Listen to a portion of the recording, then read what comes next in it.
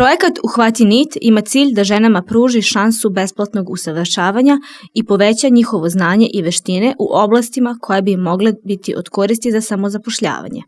Svetlana Petrov-Rackov, predsjednica udruženja Utina, ističe da je zadovoljna što se projekat uspešno privodi kraju i zahvaljuje se lokalnoj samoupravi na podršci i razumevanju potreba žena za zaposlenjem i kreativnim radom. Po prvom sastanku, pored upoznavanja i podele po grupama, žene su odmah izabrale sebi jednostavniji kroj i tkaninu.